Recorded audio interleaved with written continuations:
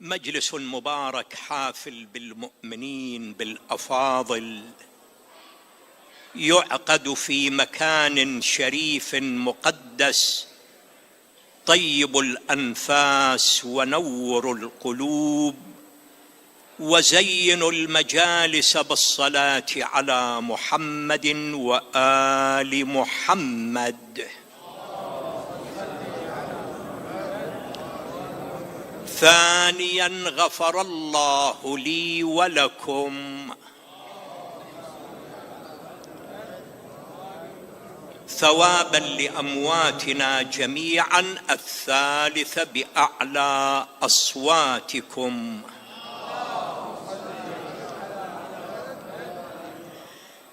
بسم الله الرحمن الرحيم، والحمد لله رب العالمين،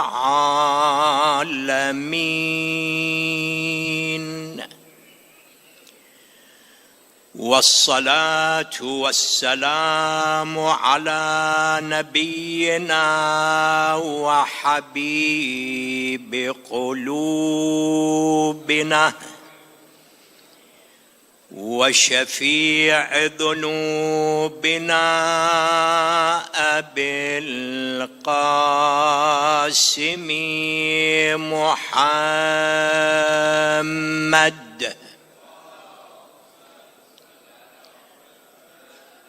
وعلى أهل بيته الطيبين الطاهرين المظلومين، لعن الله الظالمين لكم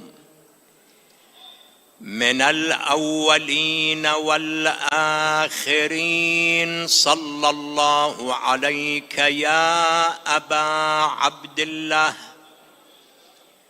وعلى المستشهدين بين يديك. يا ليتنا كنا معكم سادتي فنفوز فوزا عظيما. كم حرمة لبني الزهراء قد هتكت، وكم دماء بسيف البغي قد سفكت، والعين من ذي وذا قد أجهشت وبكت. لا أضحك الله سن الدهر إن ضحكت، وآل أحمد مظلومون قد قهروا، مشردون نفوعا عقر دارهم،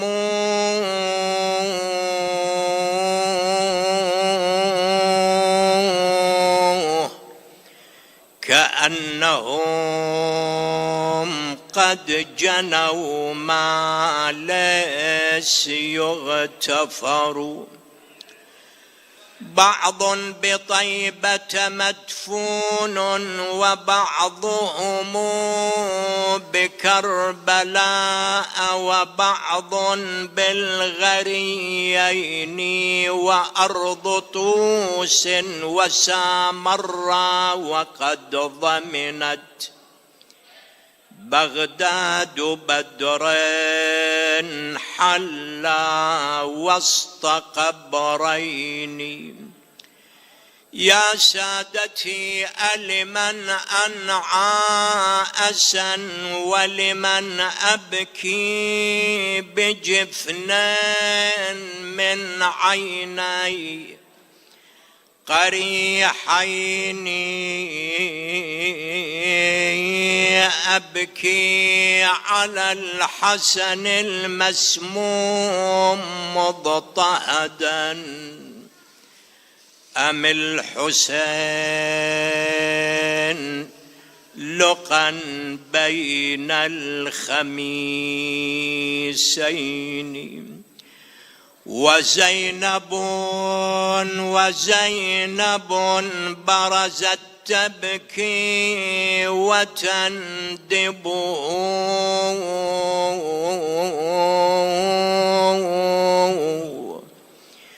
والدمع في خدها قد خده خدين يجد قوم هذا حسين مذبوح. والله يجد قوم هذا حسين مذبوح على الشاطئ وعلى التربان مطروح.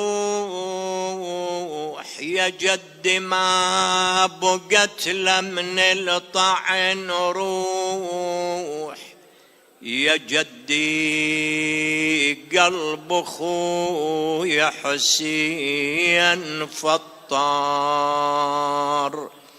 لا حول ولا قوة إلا بالله العلي العظيم. إنا لله وإنا إليه راجعون. وسيعلم الذين ظلموا أي منقلب ينقلبون، والعاقبة للمتقين.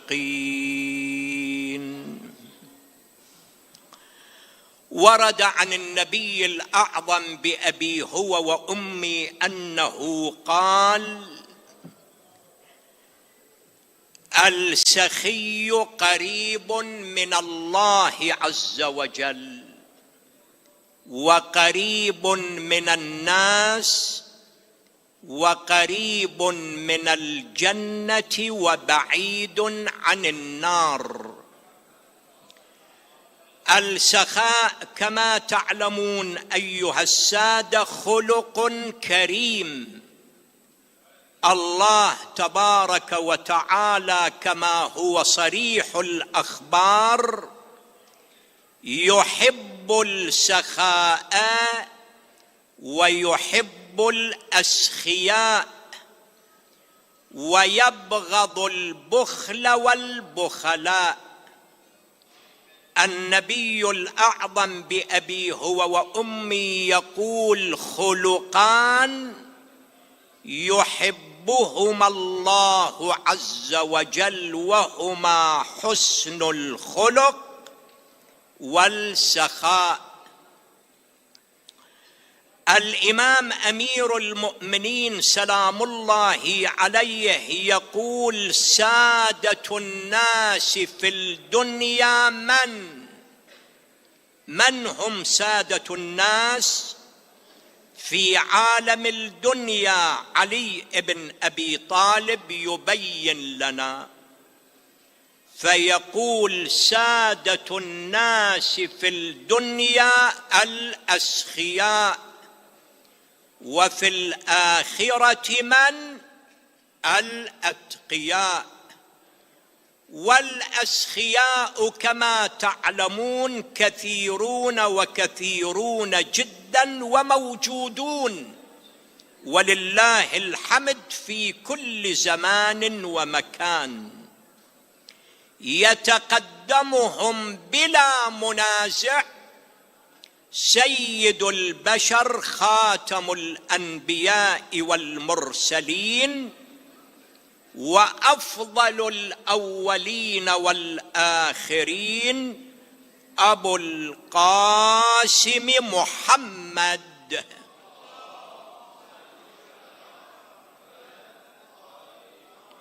عقائدنا تصرح بأن النبي مقدم على الأولين والآخرين. لا أحد يفضل النبي في كل خصلة طيبة وسجية فاضلة، فالنبي بلا منازع هو أسخى وأكرم البشر جابر بن عبد الله الأنصاري تعلمون من صدور ومن عيون أصحاب النبي. جابر بن عبد الله الأنصاري رحمة الله عليه يقول: ما سئل رسول الله شيئا قط فقال لا، ما قال لا قط إلا في تشهده، لولا التشهد كانت لاؤه نعم. ورسول الله كما تصدح سيرته العطرة كان يعطي عطاء باختصار شديد، كان يعطي عطاء من لا يخشى الفقر والفاقة.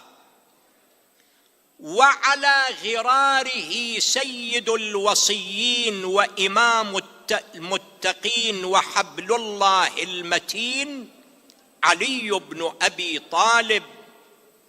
ومن بعد علي يأتي إمامنا الحسن، ونحن في أيامه ولياليه أيها السادة الأفاضل. إمامنا الحسن تعلمون لقب من دون الأئمة الأبرار بماذا؟ بكريم أهل البيت. كريم أهل البيت زاك الأصول، فمن يدانيه بفضل ومن. ما أرد أقول باقي الأئمة كذلك كرماء أسخياء. نقرأ في زيارة الجامعة الكبيرة: وسجيتكم الكرم. أيها الأئمة طبعتم وجبلتم على ماذا؟ على السخاء والكرم. لكن كرم الإمام الحسن وعطايا الإمام الحسن الجزلة طفحت على السطح. الظرف اللي كان يعيشه يقتضي أن الإمام يمد يده إلى الفقراء، إلى المحرومين، إلى المساكين، إلى الطبقة المسحوقة، حتى لا يقعوا في حبائل معاوية ابن أبي سفيان. فكريم أهل البيت من؟ إمامنا الثاني بأبي هو وأمي. أنقل لك قضية طريفة توقفك على طيب نفس الإمام الحسن واحترام للسائل وكرم بأبي هو وأمي.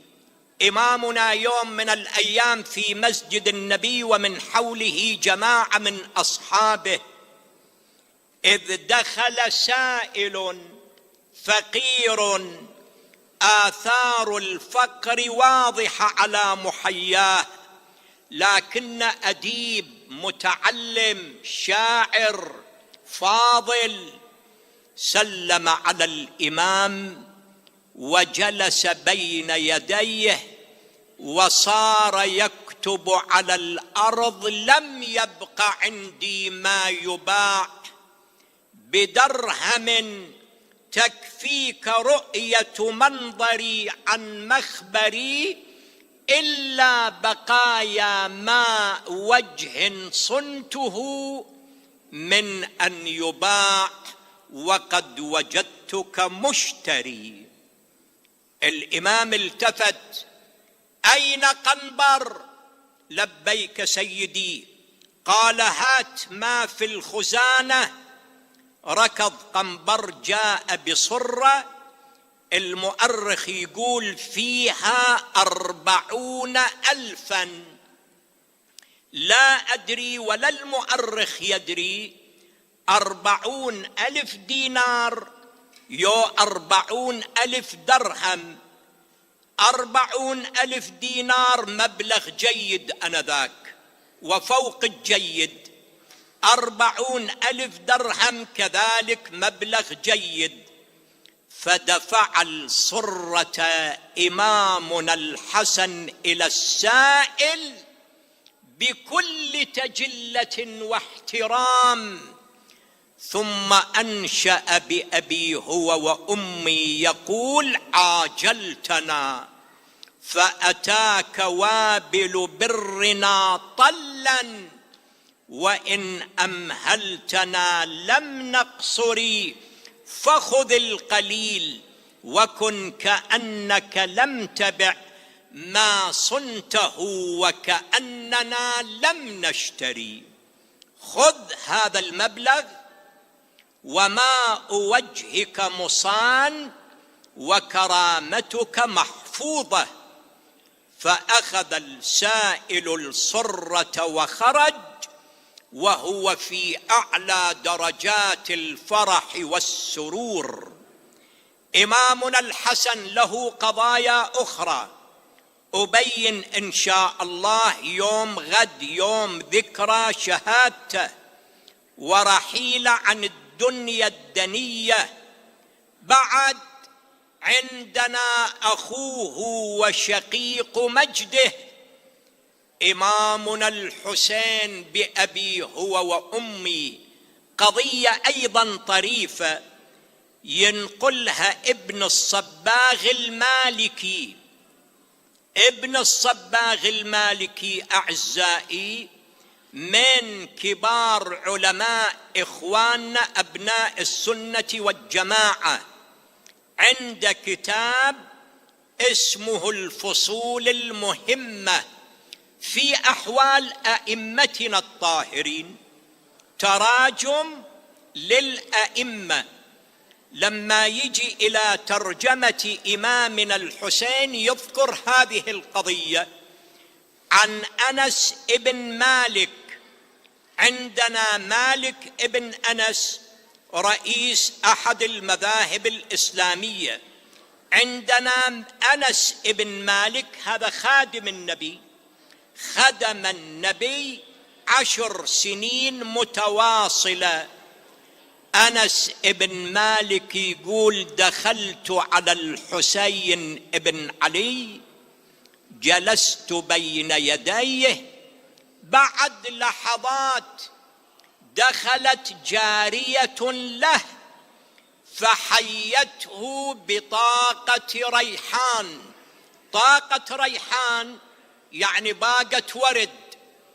فحيته بطاقة ريحان، فالتفت إليها أبو المكارم والفضائل الحسين بن علي قائلا: اذهبي فأنت حرة لوجه الله. أنس بن مالك يقول: أنا استغربت، لذا تكلمت، قلت: سيدنا أبا عبد الله، جارية تحييك بطاقة ريحان، إيش قد قيمتها؟ درهم درهمين. تخاطبها: اذهبي فأنت حرة لوجه الله. فقال: يا أنس، هكذا أدبنا ربنا. قلت: كيف؟ قال: ربنا يقول: وإذا حييتم، منو يحفظ؟ وإذا حييتم بتحية فحيوا بأحسن منها أو ردوها. وكان أحسن من تحيتها أن أقول لها: اذهبي فأنت حرة لوجه الله. بعد وأسألك الدعاء، قضية مختصرة. أعرابي يدخل على إمامنا الحسن، إيش عدنا أئمة، إيش عدنا قادة، إيش عدنا رموز. يدخل على الإمام الحسين يسأله، يدفع له الإمام الحسين مبلغا كبيرا من المال يا أخي ما أن استلم المبلغ حتى انفجر باكيا. الحسين استغرب، ليش يبكي هذا؟ دفعت له مبلغ جيد، المفروض يفرح، المفروض يبتسم، المفروض يبتهج، مو يبكي. فسأله أبو عبد الله: يا هذا مما بكاؤك؟ لعلك استقللت ما أعطيتك. قال: لا يا سيدي، ولكن أبكي لهذا كيف يأكل التراب جودك يا أبا عبد الله. شلون؟ أنا أقول من هذا المجلس المبارك المنعقد تحت ظلال القبتين الشريفتين الشامختين العظيمتين، أقول يا سادة: نعم، الحسين صافح خده الشريف التراب. متى؟ يوم عاشوراء. بل جسده بالكامل بقي على ثرى، على تراب كربلاء. اسألني كم يوم؟ 3 أيام بلياليها، تصهره حرارة الشمس. الله يرحم الشريف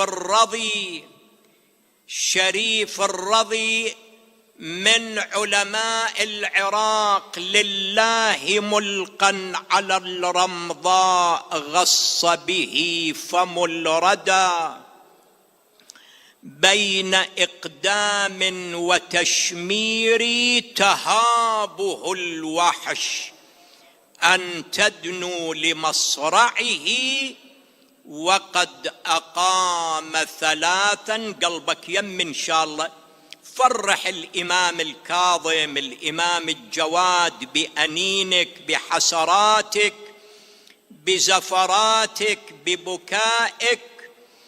لله ملقا على الرمضاء غص به فم الردى، بين إقدام وتشمير تهابه الوحش أن تدنو لمصرعه، وقد أقام 3 غير مقبور. نعم أيها المؤمنون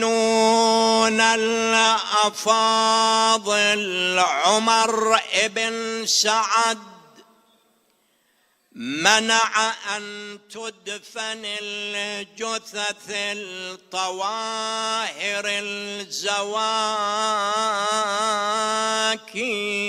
فبقيت على ثرى كربلاء كما قدمت 3 أيام تصهرها الشمس بحرارتها.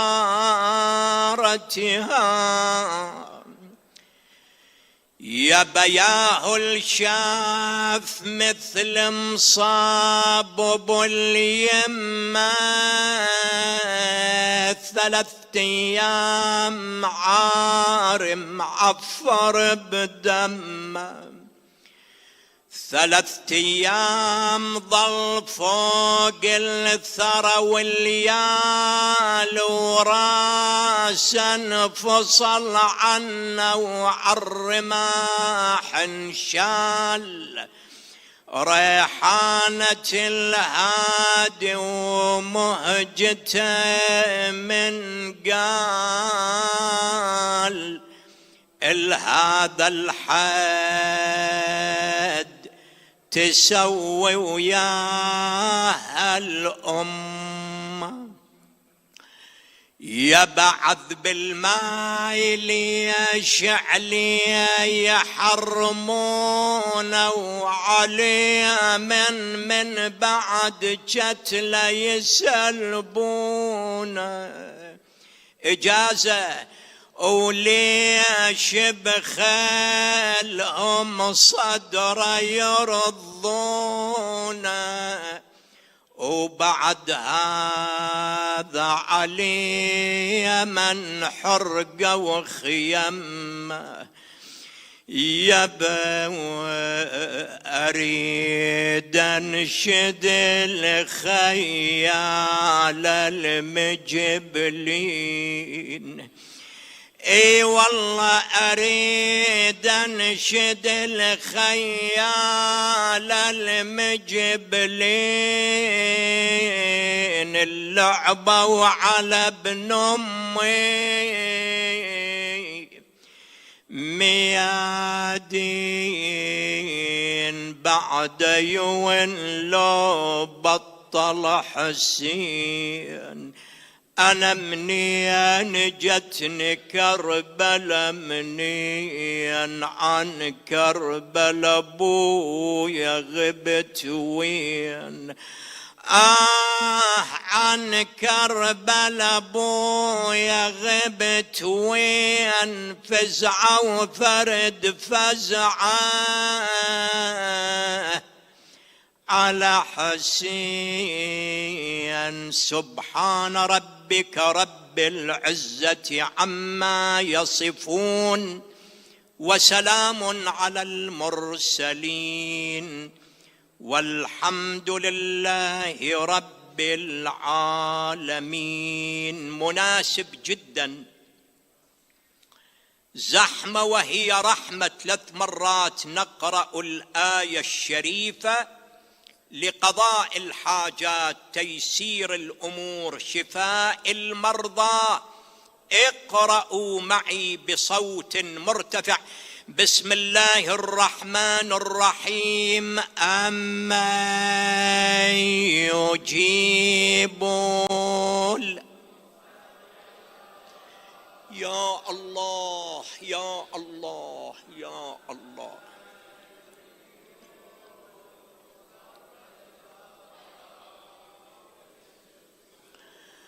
أما يجيب المضطر إذا دعاه ويكشف السوء، يا الله يا الله يا الله يا الله يا الله يا الله يا الله يا الله يا الله يا الله.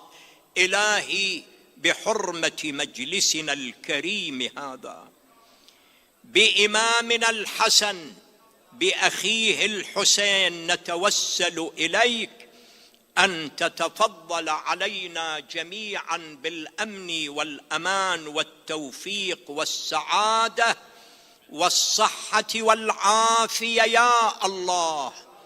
لا تسلط علينا من لا يرحمنا. سادتي أعزائي، اقضي حوائجهم، يسر أمورهم، شافي مرضاهم، بارك في أرزاقهم. علماءنا ارحم الماضين منهم، احفظ الباقين. المؤسسون لهذا المجلس المبارك، السادة الأفاضل العاملون في العتبة الكاظمية المقدسة، اللهم تقبل عملهم بأحسن قبولك، وفقهم لمراضيك وإلى أمواتهم وأمواتي وأمواتكم ومن مات على الإيمان. رحم الله من يقرأ الفاتحة مسبوقة بالصلاة على محمد وآل محمد.